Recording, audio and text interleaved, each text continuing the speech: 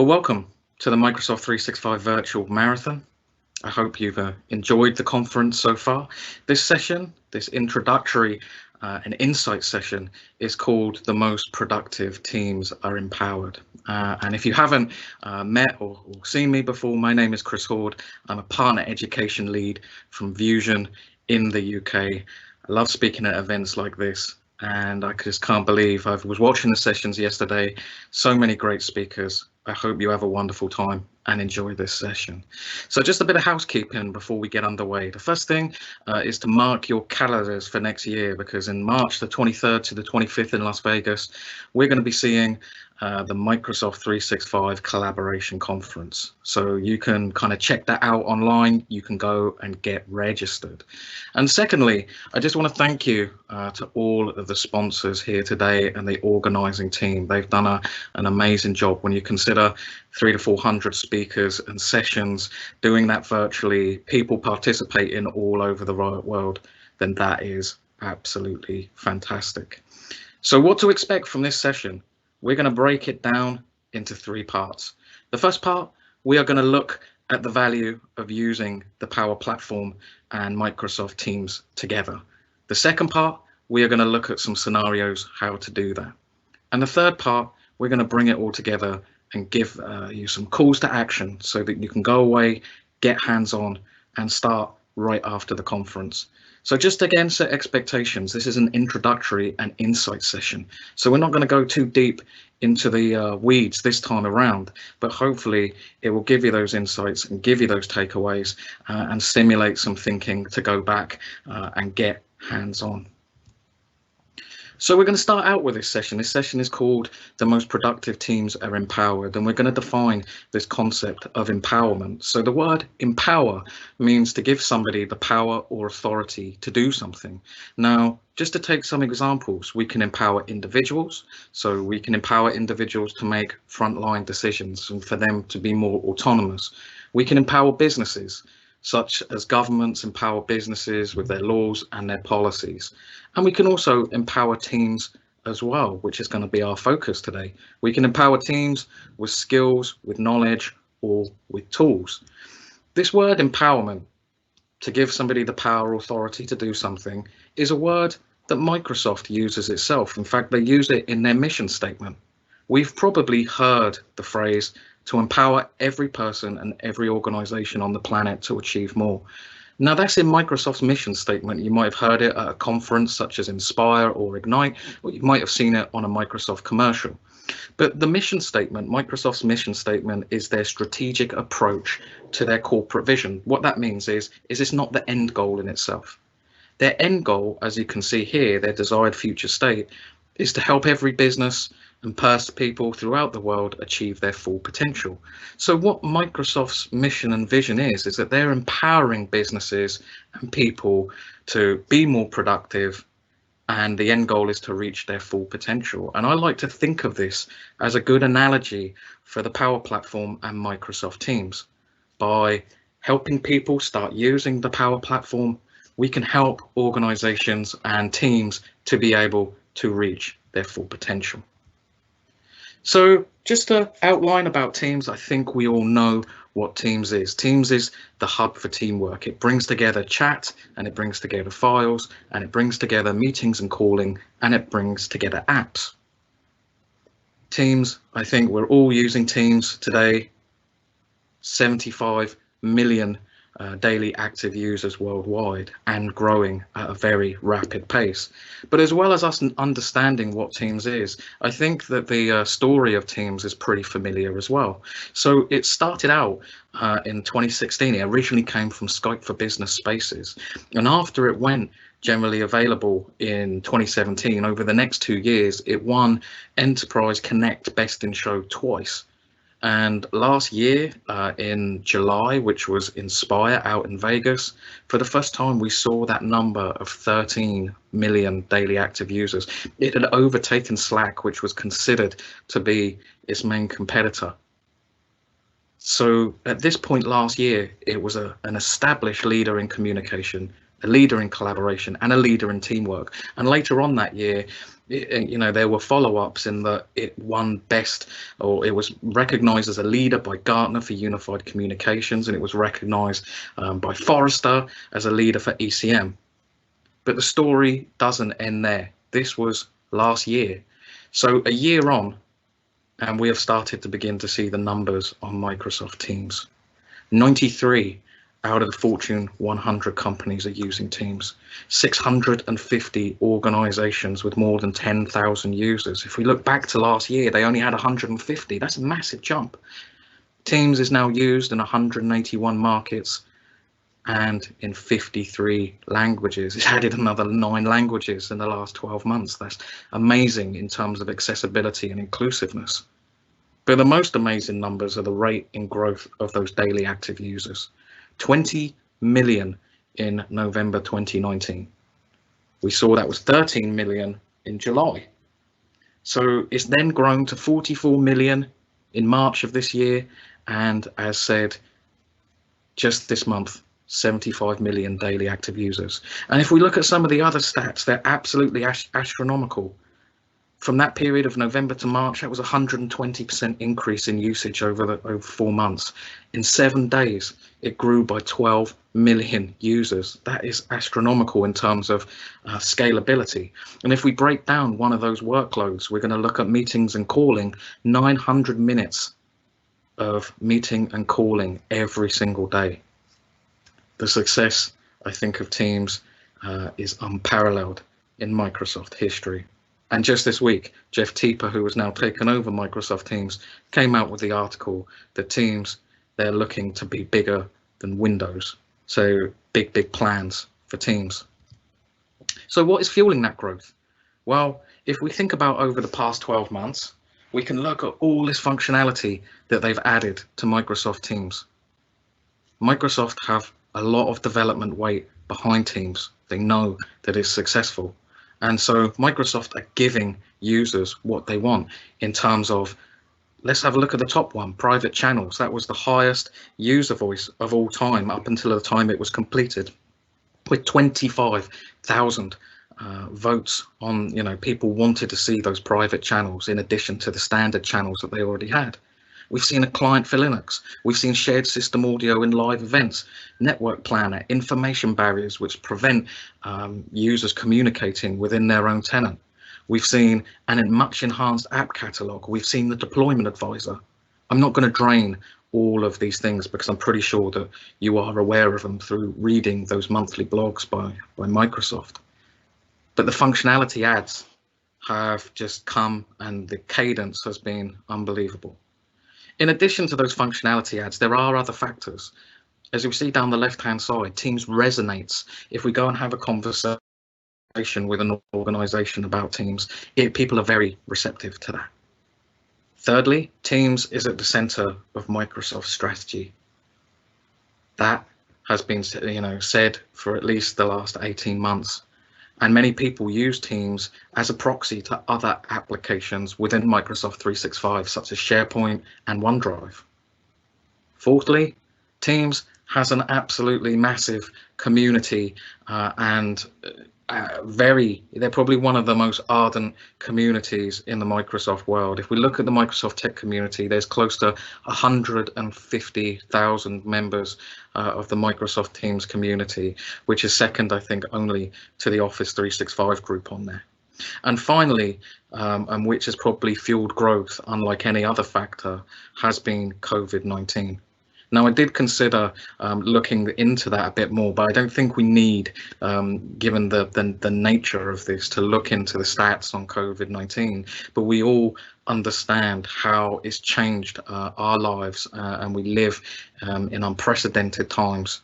And in those unprecedented times, we have seen social distancing, we have seen the move to have to work remotely, and then consequently, we've seen massive interest in Teams. The coming of COVID-19 and the jump from 20 million daily active users to 75 million daily active users isn't a coincidence. But this is where we begin to talk about the Power Platform, because even prior to COVID, even prior to these astronomical numbers that we're seeing on Teams usage, We had the issue with Teams in that I think it was fairly common to say that not all organizations use Teams to its full potential. So whether they've started to use Teams and you work with them, or whether we consider their initial rollout, they rarely get to use the full out-of-the-box experience of Teams. I see, and many others that I speak to in the Teams community that consult for organizations, we see a lot of organizations using those fundamental workloads such as chat and files or meetings, but less we see organizations using it for calling, and less we see organizations taking advantage of all the 400 prepackaged applications, and even less are we seeing them use the full range of security that Microsoft 365 offers, things like data loss prevention or supervision or retention policies. So we see, there's almost this scale, as you can see here, that whilst most people or most organizations start out with the fundamentals, it takes them time to be able to work up to truly making the most of Teams. But even less start to kind of consider to go beyond the out-of-the-box experience and begin to tailor their teams by customizing and enhancing them using things like the Power Platform and using things like SPFX. We're not going to look at SPFX today. We're going to focus on the Power Platform. But the way we can really hit high productivity with Teams is by moving beyond the out-of-the-box experience and beginning to customize and enhance. Now, as a consultant, as I used to go in and talk a lot to organizations about using Teams. I've spoken to, ever since Teams was first released, I've been having conversations with organizations. And to start thinking about the Power Platform, we have to kind of pivot the narrative. And that begins with thinking that whilst Teams can do all this amazing stuff, we've seen all the things and all the features that have been added over the course of the last year, Teams has limits. There are things that Teams can't do. It can't do everything. So in understanding that, we can begin to change the conversation. So over the past couple of years, I've been talking about Teams as that hub for teamwork, about bringing together those workloads such as chat and files and meetings and apps. I've been talking about Teams in terms of collaboration and how people can do things like co-authoring inside of Teams in order to make them more productive. And I've also been talking about Teams in terms of security and layering down the Microsoft 365 security stack in order to make it secure. But all those types of conversations, I'm still confining myself to an out-of-the-box conversation.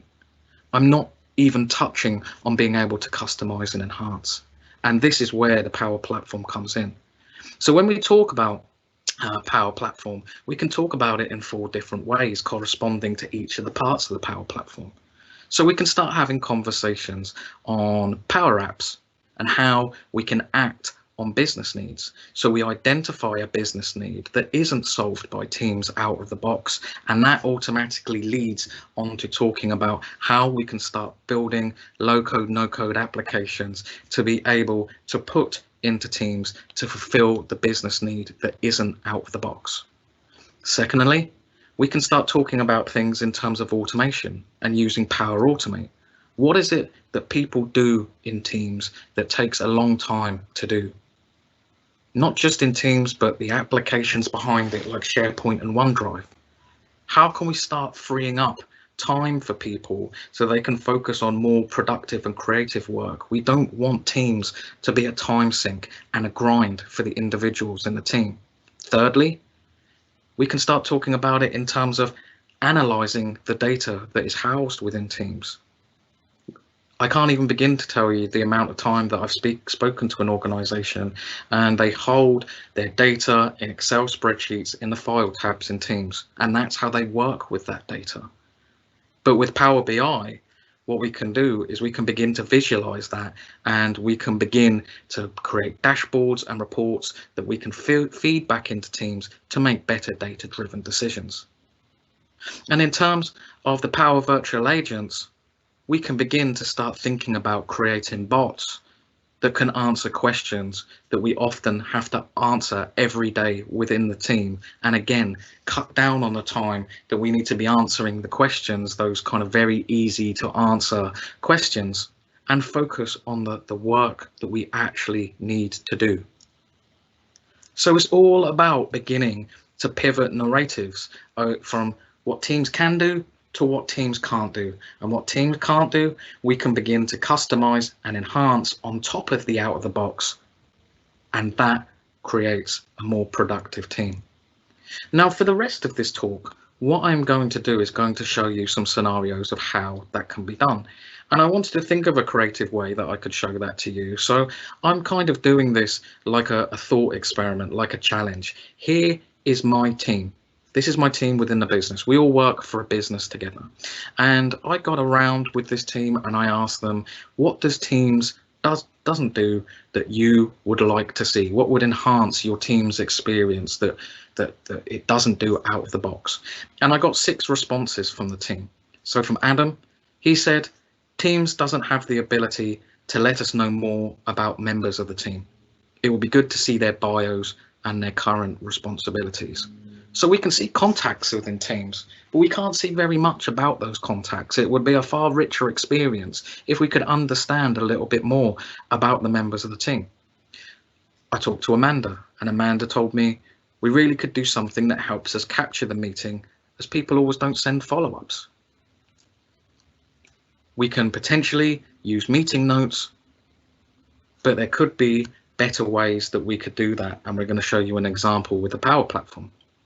Third, Vesku has told me it would be amazing if we could add a welcome message when somebody joins the team. The current experience he doesn't feel is good enough. Now, when somebody joins a team, they're simply added to the team and you go into the general channel and it shows that they've been added. But that's not really a rich experience. Perhaps we could do something better, which means that could orientate them and save time them having to kind of get started straight away. With Juan, he wants to be kept up to date on the Power Platform. He says there are lots of Twitter posts he are missing. He wants to be able to bring all of those Twitter posts into Teams, especially since the Office 365 connector was recently removed. Now, moving on to Chris, he wanted to get better oversights in Microsoft 365. He wanted a quick reference information that he can see within a Teams. He doesn't want to have to go into Power BI because he's working in Teams. He wants to be able to see the insights within Teams. And with Yannick, he's managing a project of moving our customers to Teams. So he wants to be able to see where they are in their workloads because he can't easily tell and compare from an Excel spreadsheet. 6 very simple scenarios in order to be able to get started, and 6 scenarios that we can solve with the Power Platform. So let's get into it with solution 1. This is Adam saying that we don't have the ability to know more about the members of the team. And the solution that we did for this one was with a Canvas app. So what we did was we created the Canvas app, we downloaded it as a zip file, we uploaded it to Teams, and then we configure as a personal tab. I'm going to now show you how it is that we did that. So here I have my team. I'm going to just jump into the apps channel there, and then you can see that the application there has been built. Now, how did we get to this stage? So in Power Apps, we built a Canvas app, and here I am in the Power Apps editor. You can see that I've built this app simply for demonstration purposes. So it was a case of 3 simple screens. I had a home screen with a clickable button on it and the logo for our application. In the second screen, I had a simple gallery from all of the members of the team with some back and forward navigation. And then on the third screen, I then had details about the members of the team. So here's Adam. So I pulled and inserted his picture, a description of Adam's role. I embedded a video of Adam so people can actually see, because if we're working remote, it's good to see how they act, what they look like, and also customer projects. In addition, we had a hyperlink that goes out to Adam's Twitter profile. So that took me all of maybe half an hour in order to be able to build that Power App from scratch. Again, it's for demonstration purposes. If I did it for all 6 members, it might have taken a little longer, and I may wanted to have worked on the visuals. So when I saved that Power App, you can see that I've saved that Power App. I can then simply click the Add to Teams button. Click the button to download the app, which will trigger the download to my local machine. There we go. And then after that zip file is downloaded, I come back into the team, into the app catalog, and assuming that I have permissions, I click and I upload that custom app into Teams. And then it will create this section which says built for your organization. And you can see there's my bio app. So once that's installed, I then come into the team, I then have my apps, and then I add that app as a tab. So if I was to click the add the tab, it would then begin to add. So let me just do that again. And then I would click on the bio, and then I could add that application, and that application could then be used here within Microsoft Teams. I can also make it a personal app here on the left hand side. So then if I click that app, you can see that personal app to me, as opposed to having to put it within a team. So that's taking a little while to load, maybe a little bit of latency. There we go. I can then click on the start button. The start button will take me through to the second screen, and then I'm on, and then I can see that Adam as a member of the team, and I can play the video if I want to. Now, that's just a use case for biographies of the team. And that was a simple 4-step process. But we can also use this solution for things like training or instruction manuals for product portfolios. The use cases are really only defined by your imagination.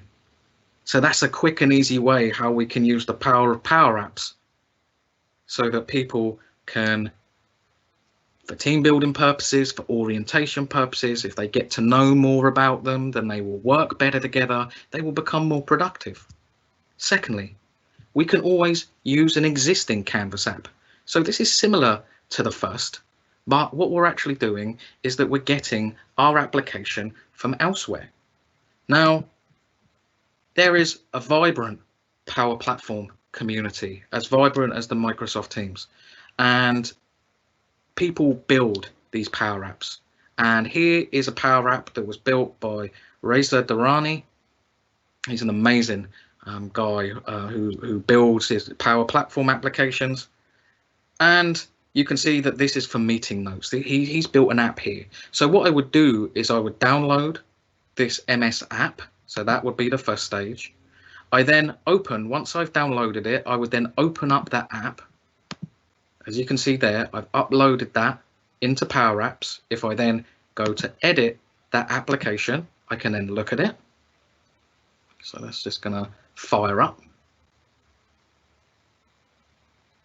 It might take a little while because it's quite a big app. Okay. Now, whilst that's loading up, because I'll come back and show you that in a minute, but then what we do is we save it and we follow the exact same process. We then, after we've opened that app in Power App, we resave it, we download it as a zip file, we upload it to Teams again, and then we can configure it as a personal app. So if I go back into Teams and I go back into my team, and then I'm there in the apps channel, you can see that this is the meeting notes application. So that's just going to fire up. It's going to look at my calendar.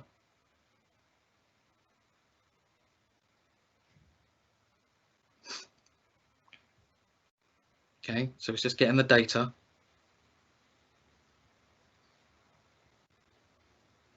And you can see that here is a meeting that we have today. And by starting that meeting, what we can do is we can add our meeting notes. So it's just going to start that meeting. We can add, we can see our attendees, we have all our notes, we have all our meeting details, we can assign tasks to people. So if I wanted to have a follow-up task with Adam, I would then click Adam and save that task. There is a task for Adam, and that task would be then sent to Adam. I could also attach camera, upload images, attachments, or even audio files. So this is far much more functionality than we have from basically taking meeting notes. And these tasks, so once we finish and save, can be assigned as planner tasks. It can go into OneNote, and it can email out to all attendees. So this is really kind of going beyond the out-of-the-box meeting functionality in Microsoft Teams. So we can use that for meetings with the teams. We can use that for meetings with others inside the organization. And we can also use it for meetings with guests. And you can have follow-up tasks. You can add a whole lot more all in one place than you could do previously. So we're meeting Amanda's need to be able to capture the meeting and send follow-up emails just through using. And now you can take these ms.app community apps, or if you go to open up, so if we go to add a tab and then we go to Power Apps,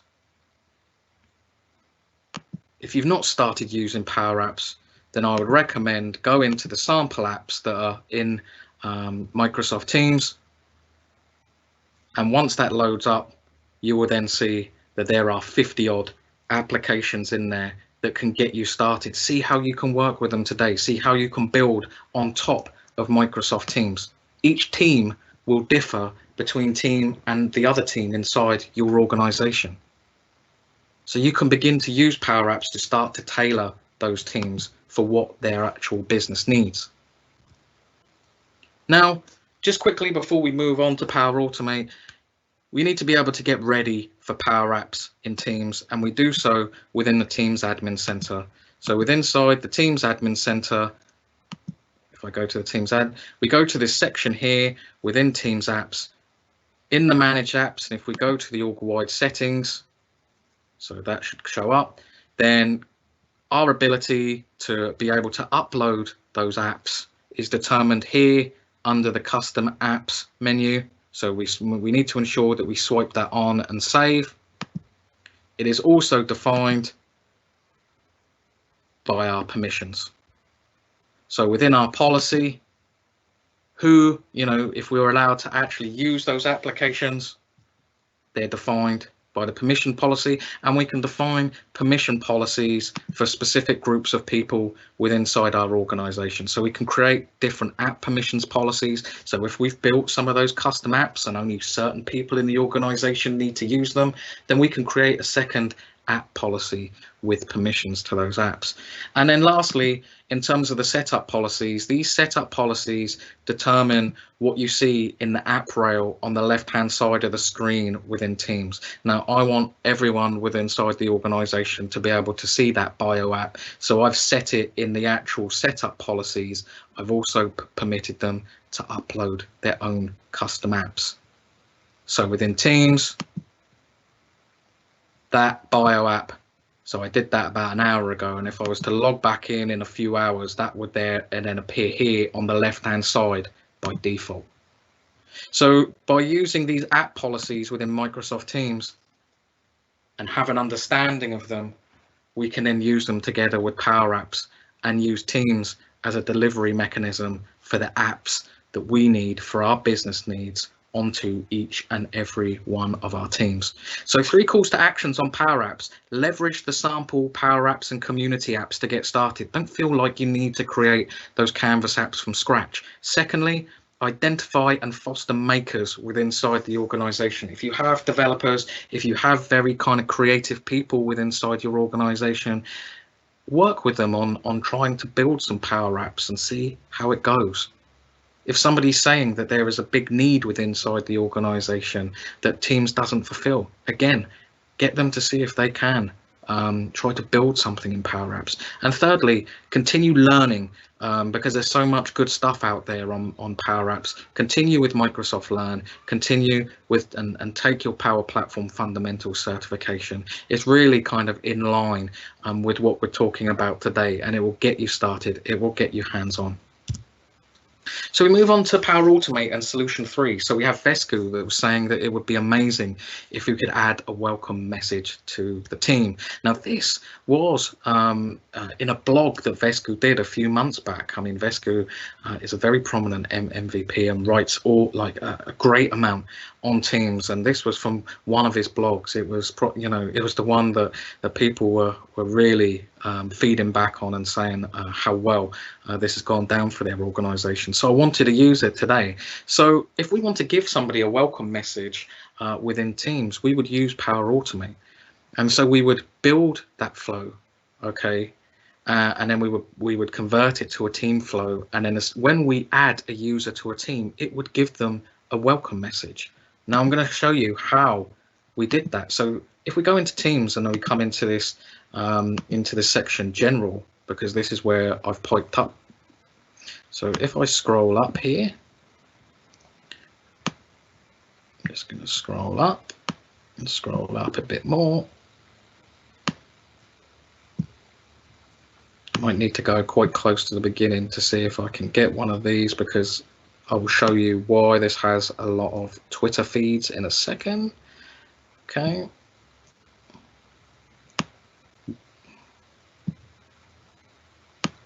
Keep on going up. And a bit more.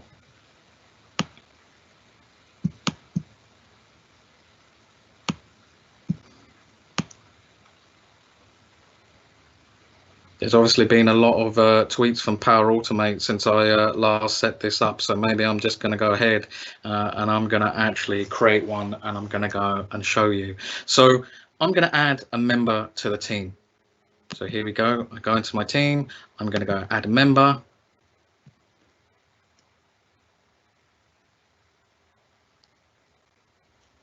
And I'm going to add Yannick to the team. So Yannick, I'm going to add as a member of the team. Okay. So Yannick has now been added. I'm going to then go into Power Automate, and inside here is the flow that I've built. So I'm going to edit that flow and show you exactly what we've done. So inside this flow, we used the Teams trigger when a new member is added to the team, and we select our team. We then add the Office 365 action, which is get their user ID, and then in the action post a message. So this is a Teams action, so you can see it's a very, very simple flow. We then add the message. Now this message is saying hello to the new member of the team and welcome to the team. It's showing what the channels actually are and what they do. And then it's calling out to everyone to please give them a warm welcome. So once the member has been added to the team, then they can know what every channel does and what they're supposed to do within that team, and everyone will likely reply to them and give them a welcome and feel kind of a little bit more at home within the team. So you would check, once you've built that very simple flow, you would check it to make sure everything is okay. And then I'm just going to test it now to perform this action, but it will do this automatically. So it's just going to take a second to be able for that flow to actually run.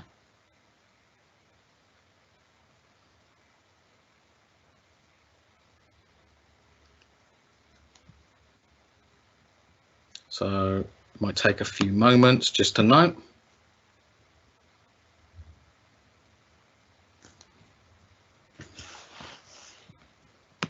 So there we go. The flow has now run. So we added Yannick as a member of the team. He then gets this great kind of message. He can then get on and he can get up to speed within the team straight away. So the best thing about this is that once I've done that and I've created that flow, I don't have to write another message for when somebody joins that team. Imagine that I have a team of 50, 200 people.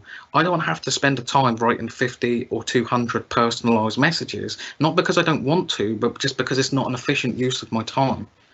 I want to save time on writing a message. I also want to get them up to speed in their orientation of what the team actually does. And again, maybe I don't have time within my role because I'm very busy to do that. So we've met Vescu's requirement. We have created a flow, a very simple flow, to be able to welcome people to our team. I mean, if that's not the simplest use case and how to get started with using Power Automate and Teams together, then I don't know what is. The fourth solution is building a flow with what we call adaptive cards. So Juan had the requirement that he wanted to be kept up to date on the Power Platform. And he wanted all of the Twitter posts. That's why we've seen a lot of Twitter posts in that team, because that's the solution that I'm about to show you. So we do exactly the same thing. We add the flow and we can add it as a personal app or a tab to the team, or we can just go ahead and go straight into the flow website. Once we start building the flow, we then design the adaptive card. We then build a team flow that's based upon a Twitter trigger and the adaptive card action. And then we simply, once we've built that and we've proved that it works, we simply await the post. And then every time a Twitter post has been posted, we will get an adaptive card notification in our team.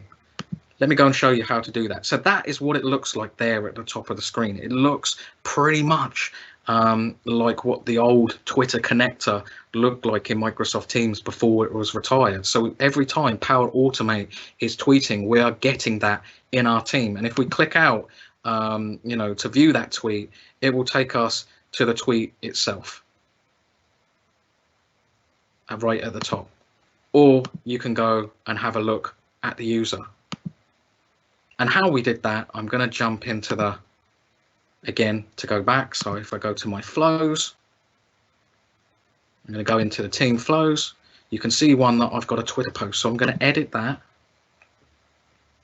It starts out with a Twitter trigger. So if I open that up, I would use my credentials to Twitter to be able to connect it up. And then I would state to search from at my Power Automate, and I could do this with several. I could do MS Power Apps, for example, or at Microsoft Teams. There's no limit as far as I know. There could be, but not that I'm aware of. And then what we do is in the Teams action is post your adaptive card. Now you will see this is the adaptive card payload. Now where do we actually get that from? Well, Microsoft provides us with the adaptive card designer. So if I come into flows and then I come into the tab adaptive cards,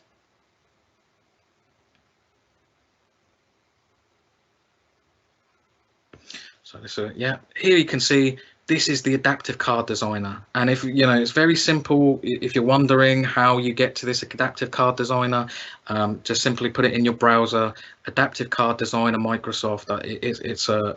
I'm using a web tab here. In fact, let me go and see if I can, the settings, there we go, adaptivecards.io/designer. That's the URL, and you can start using this today. This is a free tool.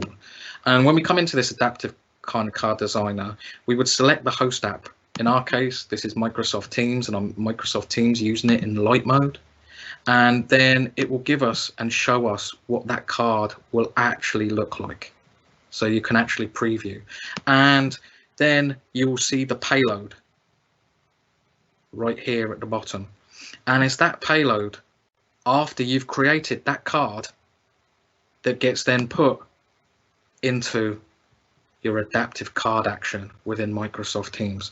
And after you put that payload in, you simply use the information with the dynamic information in flow. And that is what creates, going back to the posts. So go back to posts. Okay, also, sorry, general. And this is what creates, you can see that adaptive card is now embedded within that post within the general channel. And you can set, of course, what, with the flow, what channel you are posting those into. So what we've done here in, again, 4 simple steps is we've saved ourselves a lot of time having to check Twitter and then jump out of context from when we're working within Microsoft Teams. There are several Twitter accounts that I follow, and I used to have to go and check them individually. And because I didn't know when they were going to post, then I would check them throughout several times in the day. And that would just disturb my working. So by doing this and bringing their tweets into your Teams environment, you are saving a considerable amount of time checking social. But also as well, you're capturing all those posts and you can respond if and when needed. So you would just have a quick monitor, you would monitor all the posts, and if there's one you wanted, then you could go out to Twitter and use it. So we've met WAN's requirements here. So with Power Automate and these flows, there is unlimited use cases. You can do it for approvals, you can do it for alerts, you can do it for planner notifications. But there is some recommendations that it's good to know and have with Power Automate. The first is, if you're using it with Teams, get to know the Teams flow templates. So the flow templates, if you come into and come to home, okay, you can search for a template by app. So you simply click in Teams and click the return button, and then it's going to give you a whole load of templates out of the box that involves Microsoft Teams.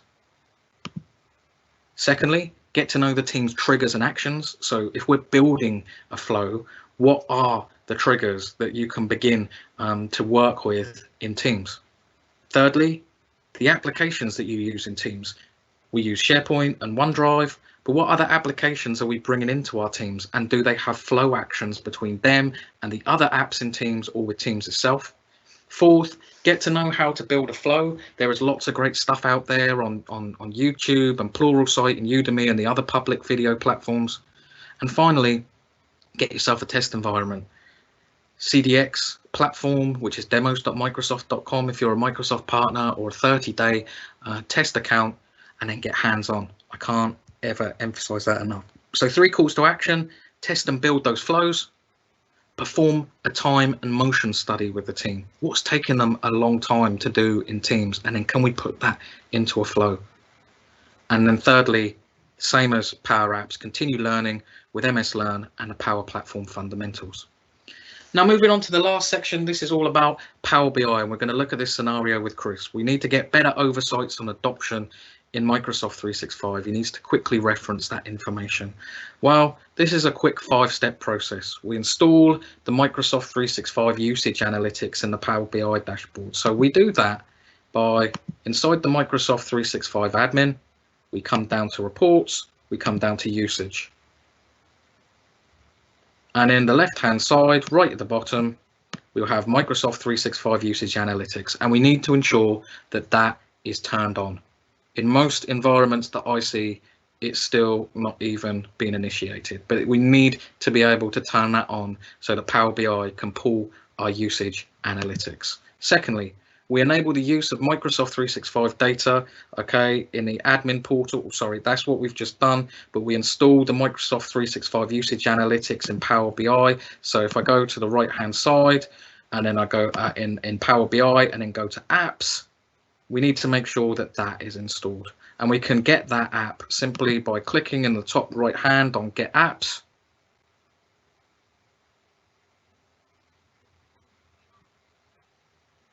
And then getting that app. So we install that app, and then we come into the admin portal and ensure that that is initiated. Once we've done that, we can connect to your data with your tenant ID.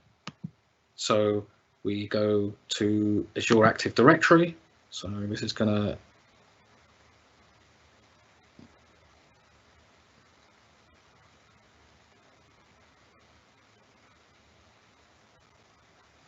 okay. So inside Azure Active Directory, just going to click on that.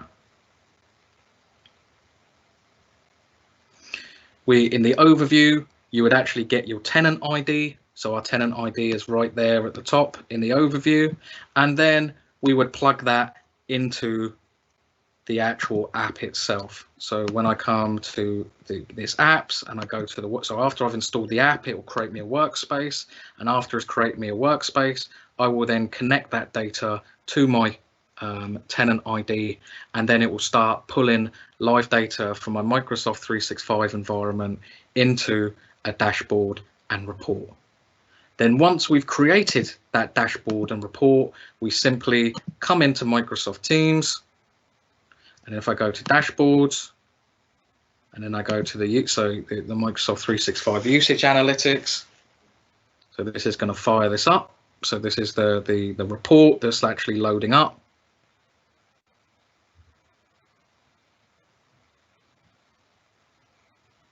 Just loading up the data.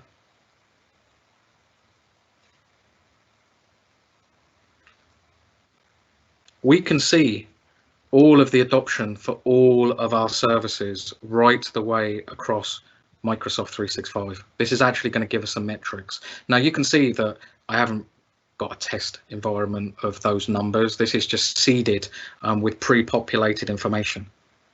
But from Teams, we can look at the adoption of Microsoft 365 within our whole business. And that means is that we can do targeted workload rollouts. That means is it highlights the strategic need within the business for certain solutions in 5 simple steps. And that is free, just so that everyone knows. That usage analytics, if you go to install it, it's completely free for your organization. So really, in the rollout of every rollout of Microsoft 365 or every rollout of an Office 365 SKU, we would look to put in that dashboard to connect Power BI up with Teams straight away. Now, the final solution 6. This is looking at Power BI in terms of moving beyond Excel data. Yannick is managing our migrations for the teams, and he can't easily tell and compare where they're at. So going back into the team at this stage, and we go into dashboards, if we go to files, so this is going to pick out an Excel file that Yannick has uploaded.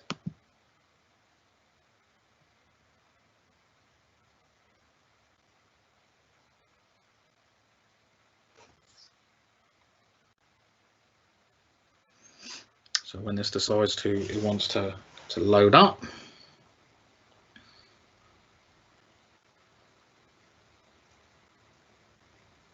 There we go. That's what it looks like. Now, maybe if I took ages to be able to kind of look at that, then I would make sense of it. But to me, that looks like a lot of yes and no's. Now he's managing the Teams migration. So he's saying, is the organization in Teams, is it using chat and files? Is it using audio conferencing? And is it using business voice? But I can't easily kind of see that and visualize that. So what I do is, as you can see, I've created a table. I've taken this and put a table around it, and then I open it with inside Power BI. I've put this into a workspace that's called Teams Opportunities, and then I can then build a report around that Excel sheet. And this is what I created. So if I go to, if I try to I can edit this again, I can add to it, but you can see that I'm actually visualizing it. So I can see this very easy of where people are in their Teams migrations. Is it in Teams? Well, I can tell straight away that the majority of organizations are. The majority of them use chat and files. Maybe that kind of 15% is what I concentrate on because they're not on Teams, they're on Skype for Business, and I need to move them.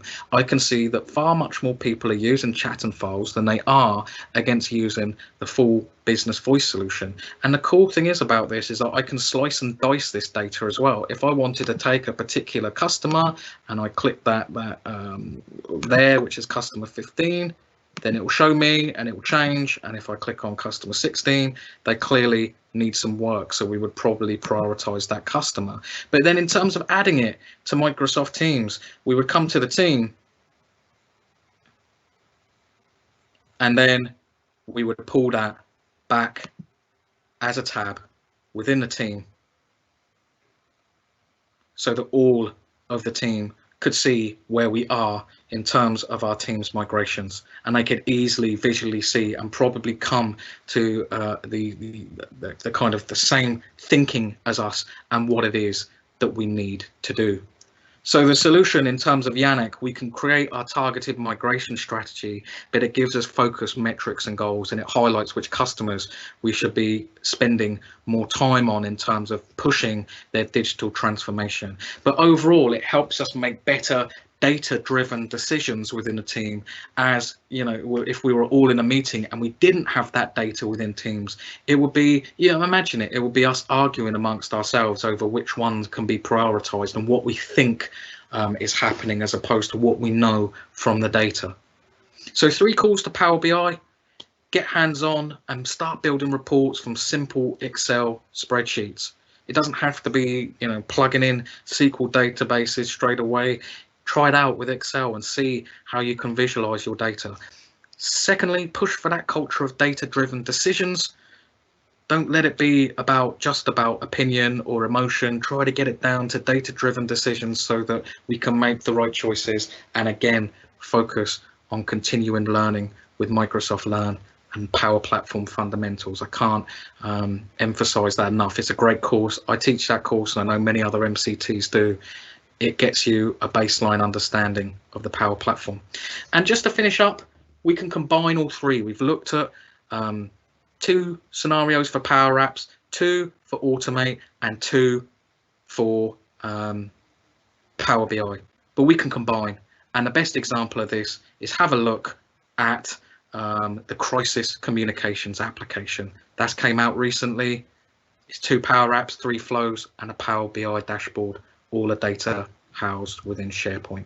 So the insight, let's start thinking about going beyond out of the box. Let's start thinking about customizing and enhancing with the Power Platform, because high productivity is not just bringing our communications and collaboration together.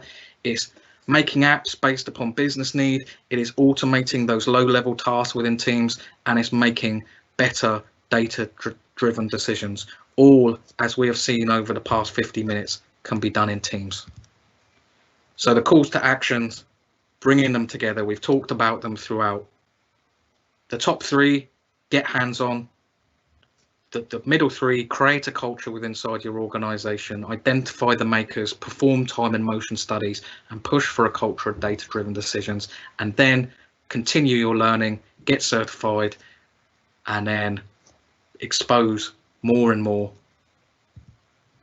So returning to the outcomes, we've looked at the value of bringing the Power Platform together and how we can surface that. We've looked at the few simple scenarios. They're by no means the kind of most complex or even the most creative. And then we've brought together some calls for action. So I'd like to thank you ever so much for this session. It's been an absolute pleasure. You can always contact me by emailing, over Twitter, LinkedIn, or go to my blog at microsoft365pro.co.uk. I hope you've enjoyed this session. So now I'll pass over to a very quick Q&A for a couple of minutes, but the speaker feedback, there we go. You simply just need to point and click, or should I say point and put your phone at it on the QR code, or alternatively take the URL there. But I really hope you enjoyed that. It was an introductory and insights session. So it really is just to show you what the thinking is around it, the value, and how you can get started today. Just whilst we have any QA, and if there is any questions, just to note, you've probably seen this on other sessions. If you're ready for the raffle there is the URL. Let's take that note for 1 second. Also, go for the GoFundMe charity. Consider donating to the following charity relief funds: United Way and the International Medical Corps. Such important at this unprecedented time. So I'm just going to go back whilst we have the Q&A. Thank you again. It's been a pleasure. Thank you for having me, and thank you to the organisers and sponsors. Any questions? So it looks, Chris, that there's one in the queue from Andrew regarding an IT pro tip regarding how, any pointers you have around picking up and reskilling related to Teams and Power Apps. Well, I mean, Teams and Power Apps are two very hot areas at the moment, and we're in a lucky position that you've got two of the most passionate communities out there at this moment in time. So I just want to give you some tips in terms of reskilling. Firstly, you have the docs.com, you have Microsoft Learn. Microsoft Learn is your friend here. Just put in Microsoft Learn and you have a lot of modules out of the box that you can work through for both Teams and Power Apps. That's an absolutely excellent resource. Secondly, I would look to take, as said, your Power Platform fundamentals, and if you can find a course around that does that, because that's a 2-day dive into the Power Platform and how to build Canvas apps, how to build flows, how to build Power BI dashboard and reports, and you'll come out of it. You also have the Microsoft Tech community and the Power Platform community. If you just type those two terms into your browser, I can't recommend them enough. The tech communities, if you go to Teams on that, you have people like myself and Chris Webb and Adam Deltinger and Stephen Collier that will be there to help and support you. And if you ask the question, can I have some great resources for Teams or Power Apps, you'll probably have 3 or 4 responses full of lists and links through. YouTube's always a great source. Pluralsight's a great course. Udemy's a great source. The Power Platform community is separate from the Microsoft community, but if you put it in, again, it's the same principle. You go in there, just raise a ticket and say, can you give me some resources that help me get started? And off we go. Also, as well, keep an eye on all of the conferences that are around. If you start following the people who are Teams MVPs or Power Apps MVPs, they are pushing events all of the time in for Teams and for Power Apps. So there's many different ways. I hope I managed to answer your question. Yeah, it looks like he's responded in the chat to the affirmative. He also referenced some of the content he's seen from you online, as well as Donna Sarkar as well. So I think that's it for now. I think we'll get Jerry queued up for the next session. So certainly encourage people to continue to follow you on Twitter and LinkedIn and connect with you on social. Thank you very much. I just want to say again, it's been a pleasure. Thank you for ever taking your time out of the day. I'm back on, like yourself, Chris, within a few hours doing a session on security. So I hope I can see you again. Otherwise, if not, then I hope you enjoy the rest of the conference. It's been an absolutely amazing experience. Great job, Chris. Thanks.